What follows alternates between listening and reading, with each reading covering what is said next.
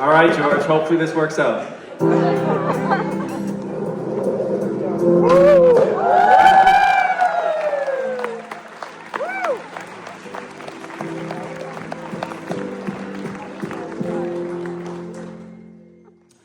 We live in a world where brokenness is so easily overlooked. You know, a cracked sidewalk or a boarded up building, even the people that we walk past, most of the times, we do so with our heads down and our earbuds in. We're taught to move on, to renovate, to replace, and to start over. But who here knows that not everything that's broken necessarily needs to be thrown away? Sometimes what's broken just needs someone to see it from a different vantage point, to see its potential. You know, I genuinely believe that you yourself must be broken in order to see the potential of broken places, broken situations, and broken people around you. I didn't always think of life this way. In fact, 17 years ago, I was flying in a Cessna 172 with 3 friends in the beautiful mountains of Squamish, British Columbia. Actually, not too far away from here. I Googled it. Exactly 31 kilometers. Well, we went down a wrong valley that narrowed quickly. We saw clouds rolling in. And so my friend, he tried to turn the plane around. And in so doing, the plane stalled. One moment, everything was fine. The next, we were plummeting towards the ground. We crashed into the depth of the valley going 100 kilometers an hour. The pilot, my friend, he died on impact. I was unconscious for 20 minutes. Now, my friend Elliot and his girlfriend Leah were in the plane as well. And Elliot, he was able to get Leah out from the plane. She had a broken wrist and was banged up. And here Elliot, about 100 yards away, he looks back at the plane and something in his gut tells him to go back. And so he does. And he begins to shout my name, Dave, and shout my friend's name. His name was Gvithini. He was from Iceland. We called him G for short. No response. Finally, no, I'm not suggesting this is good first aid, but he took his hand and he smacked me across my face as hard as he could. And it worked. My first words, my seatbelt, my seatbelt, my seatbelt. He got my seatbelt undone. My leg was shattered. The seat had come forward, pinning my body to the plane. My face broken. My whole body a wreck. Elliot was able to lift up the seat. I was able to get onto his back, and he carried me. And for 6 hours, we waited for search and rescue. In many ways, I remember the silence more than the crash itself, just sitting there waiting. I remember feeling the spirit of my body almost hovering. And friends, I wondered in that moment whether it was going to be the end. But it wasn't. It was just the beginning. And the recovery, it took years. First the wheelchair, then the crutches. My identity had changed. I wasn't the sponsored skateboarder anymore. The doctors, the physiotherapists weren't sure whether my knee would ever be able to sustain skateboarding ever again. But you know what I'm so thankful for?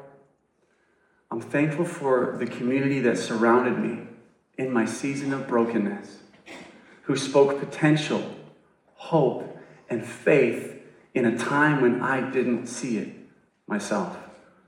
Many of them are sitting here today. Thank you. You see, that event in my life, it changed the way that I saw everything around me. When I'd sit with my friends and they would tell me about the hardships that they were going through, I resonated with them. But I saw brokenness in a different light because I was no longer broken. I have been healed. Even the city around me, when I saw buildings that were all boarded up, I thought, man, why has this been broken for so long? It has such potential. Many years later, I would go skateboarding, and this time, it was with my son, Jethro. He was 4 years old, and it was raining much like it is today. And he said, Dad, I want to go skateboarding today. So you want to go skateboarding? Okay, son. And so we packed the van, and we went to the only place that we could skate in the rain in our city. A grocery store parking garage. I want you to imagine it. Pavement, pillars, and oil stains. And can you believe there was other kids there as well? Why? Because there was no other places for kids to get active when it's raining out. And my son, as I'm opening up the trunk of the car, Jet says, hey, Dad, what are we doing?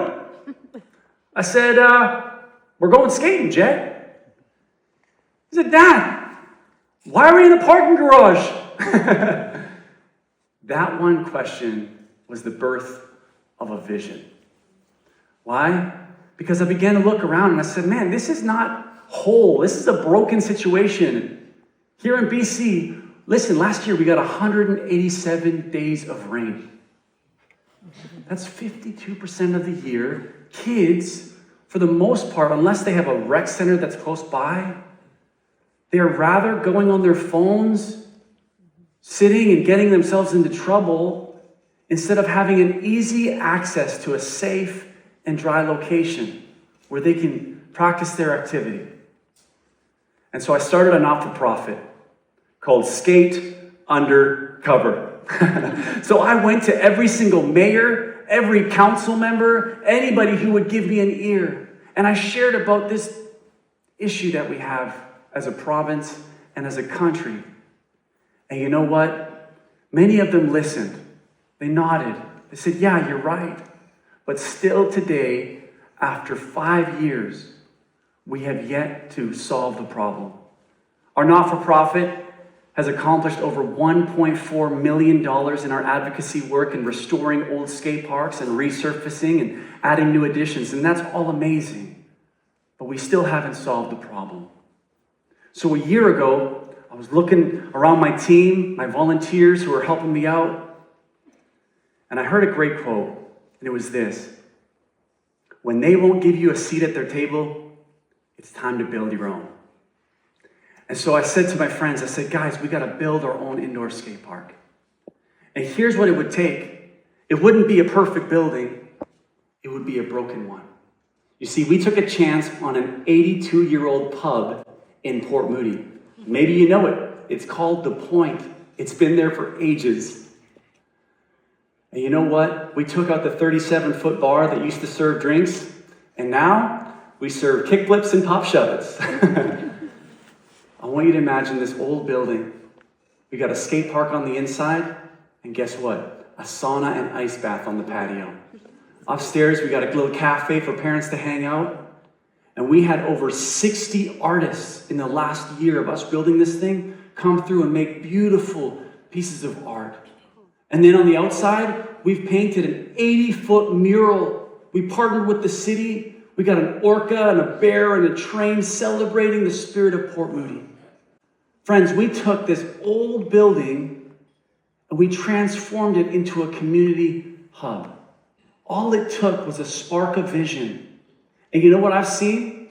As this building has come alive, the people inside it have come alive too.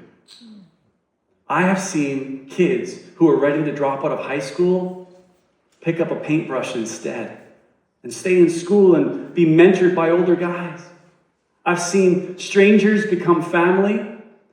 I've seen a community forged, not through perfection, but shared purpose.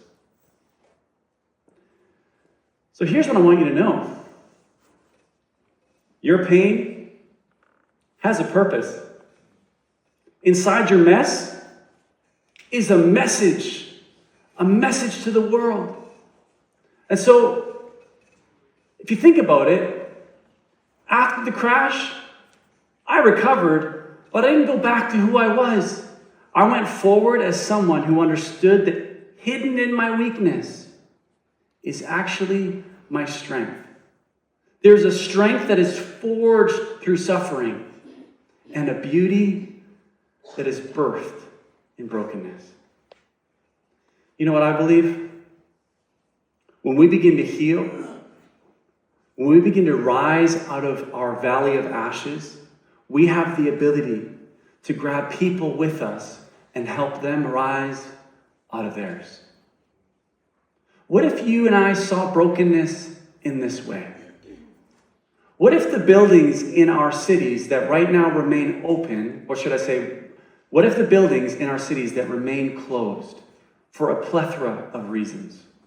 What if we saw the hidden potential in them and we created communities, places of connection, even if it's for but a moment? And so here's my invitation to you, is to go back to the moment that broke you. Not to relive it, but to reawaken it. What if the thing that hurt you was the thing that had the potential to help somebody else heal? Hey, so 2 nights ago, I was at my local sauna. It's called the Toonie Hour. It's the last hour of the day. It's $2. So anybody who's on a tight budget, they all show up at the same time. You got 1 hour to sauna. And I always see the same people, but it's always packed. A sauna that's made for like 10 people, there's like 25 of us, you know? If you're claustrophobic, don't go. It's the worst, right? But anyway, so here I am, I'm in the sauna, and this guy, David, who shares my name, he says, "Hey, Dave, you're doing your TED Talk in 2 days. Hey." I'm like, "Yeah, everyone's chatting in the sauna. It's kind of loud." So he's yelling. And then he says, "Hey, Dave, why don't you give your talk right now?" I'm like, "What, in the sauna?" He says, "Yeah, hey, Bill, shut up. Hey, Susan, Dave's going to do his TED Talk right now." Like, you think this is nerve-wracking? Do it in a hot sauna full of sweaty people, all right? So I do my talk, start to finish. And at the end of it, they were all really encouraging. And then David said this. He said, "Dave, I've heard it said that if you're a little nervous about public speaking, you're supposed to imagine people in their underwear." You didn't have to do that. We're all in our underwear. I thought that was good. But then he said these words. He said, "Dave, I used to struggle with addiction, but I got sober. And now I leverage social media and I share my story and my journey, and I inspire thousands all over the world to get sober as well. So I actually leverage my season of brokenness and I help others begin to build again." You see, he's a perfect example of how you and I can take the seasons of our lives, our past, that may not be something that you speak on often, and we leverage it to help others. You see, your crash doesn't have to be your conclusion. In fact, I think in it is hidden your calling. And maybe the very thing that broke you is the very thing that helps another person begin to build a life again. I'll see you in the sauna. Thank you so much.